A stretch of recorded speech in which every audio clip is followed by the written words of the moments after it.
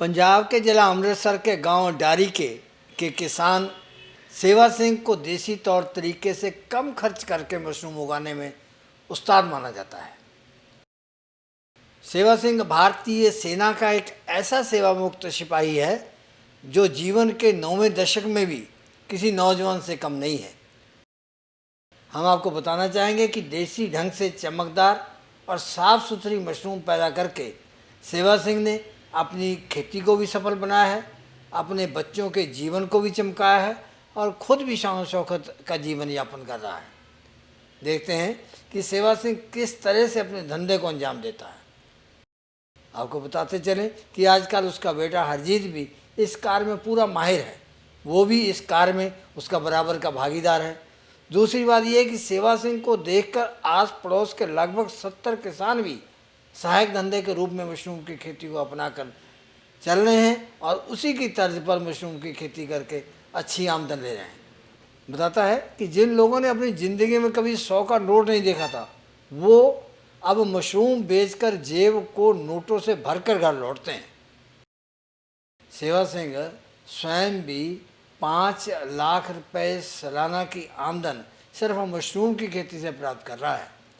भारत ही नहीं, दूसरे अनेक देश भी उसे इस कार्य के बदले सम्मानित कर चुके हैं।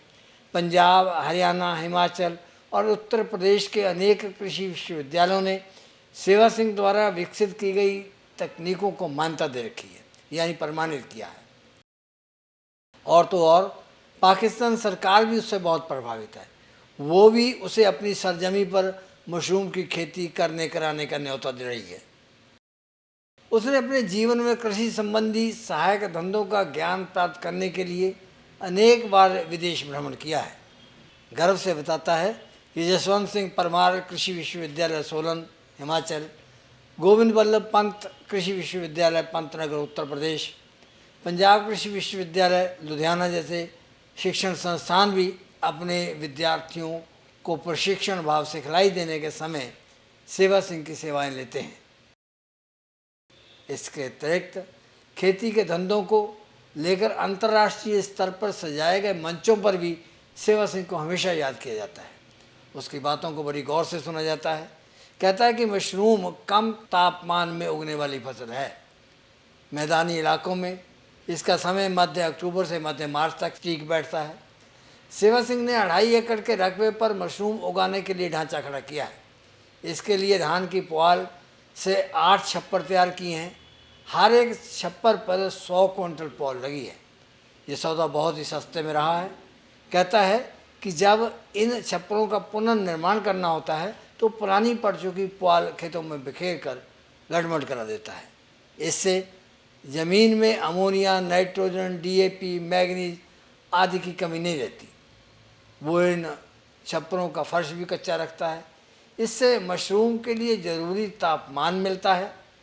इतना सब करने के लिए उसे ना तो किसी साहूकार से उधार मांगना पड़ा है और ना ही किसी बैंक से कर्ज उठाना पड़ा है। कंपोस्ट तैयार करने के लिए पक्के फर्श बनाए गए हैं। इन फर्शों पर 50 फुट लंबे और 15 फुट चौड़े बेड तैयार किए गए हैं। पहले गेहूं के भूसे को पानी में भिगोकर 24 घंटे के लिए छोड़ दिया जाता है।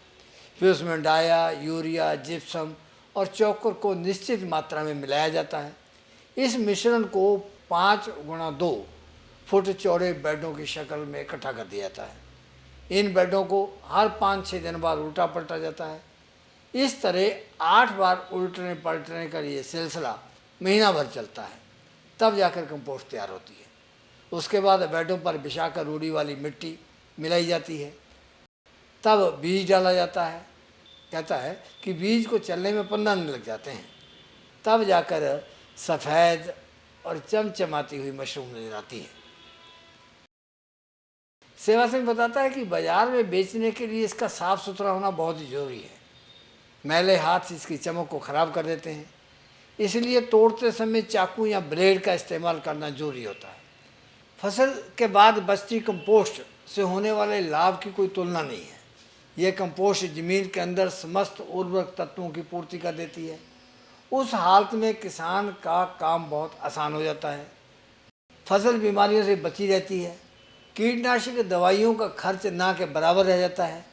पैसे की जो बचत होती है उसका हिसाब आप समय भी लगा लेना। धन्यवाद।